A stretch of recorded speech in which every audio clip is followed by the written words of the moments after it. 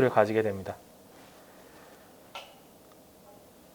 그래서 남극의 또 다른 남극의 주요 내용들을 좀 더 설명을 드리자면 남극 조약에 총 10가지 주요한 내용이 있습니다. 일단 가장 중요한 거는 비군사 체제고요.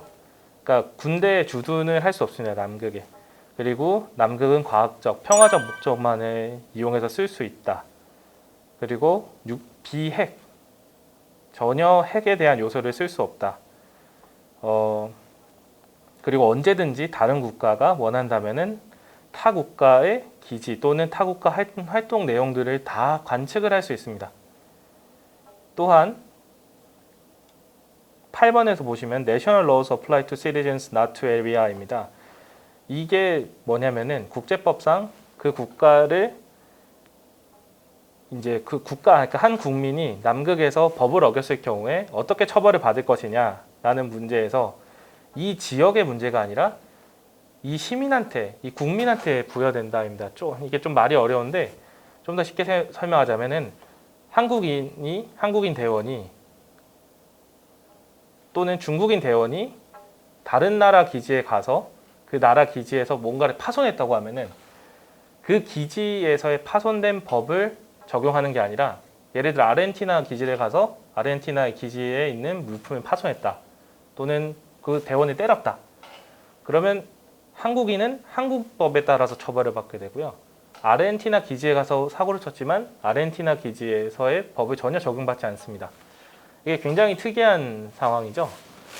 하지만 이제 남극 조약에서는 이것을 이제 무영토에 기반해 있기 때문에 어떠한 나라도 여기에 대한 주권 또는 여기에 대해서 권리를 가질 수 없기 때문에 그 나라의 대원이 왔을 경우 그 나라의 법을 적용한다라는 원칙을 가지게 되는 겁니다. 9번째를 보면은 제가 아까 전에 왜 이게 굉장히 동등한 조약이라고 말씀드린지를 알 수 있습니다.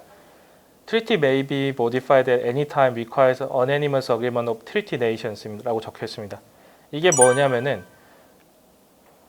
이 조약은 언제든지 수정이 가능한데 단지 만장일치의 경우에서만 수정이 가능합니다.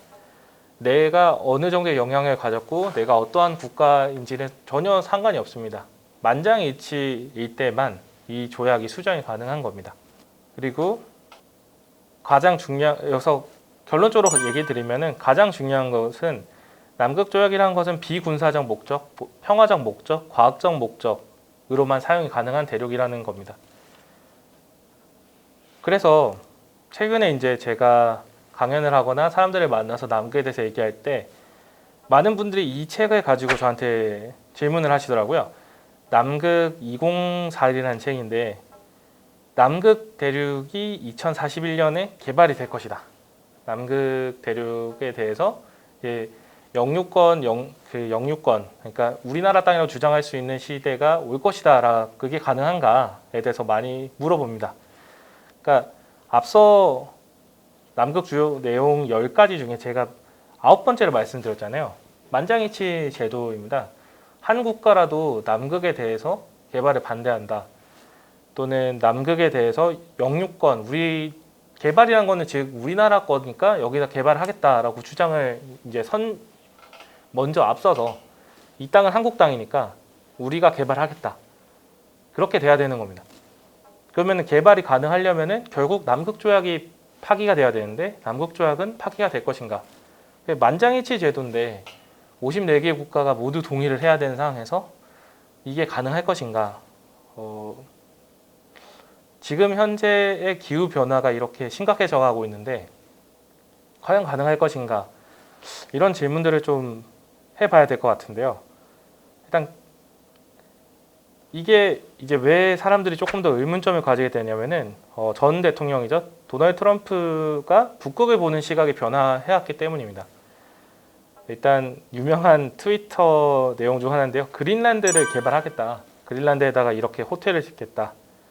또는 그린란드를 이제 구입하겠다라고 주장을 했습니다.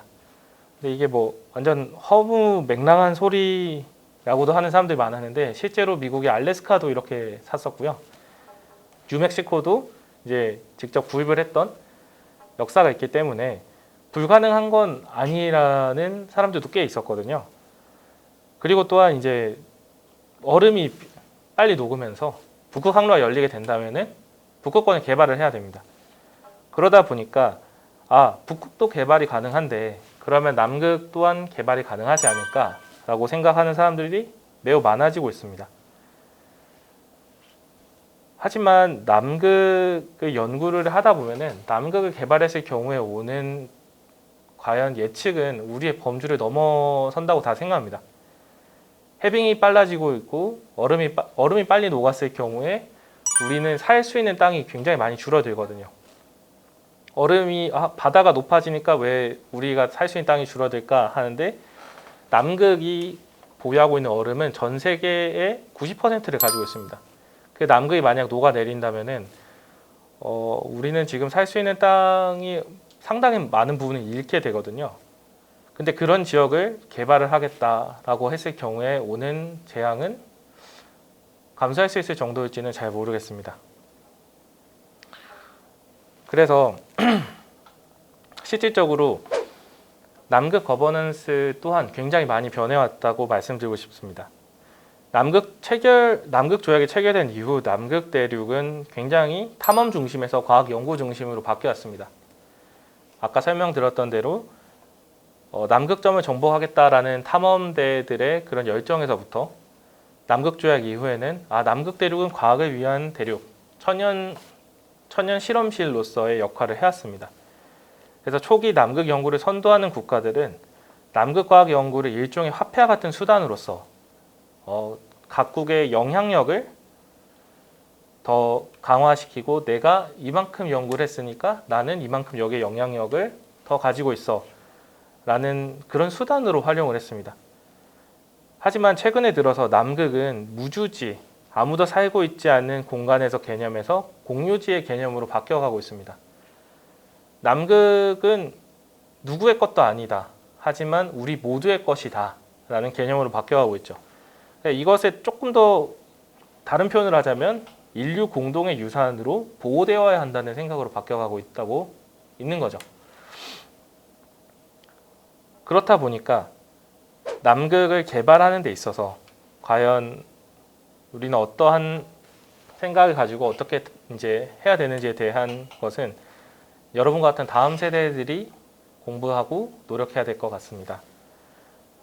네, 오늘은 남극 정책, 거버넌스에 대해서 간략하게 소개해 드렸습니다.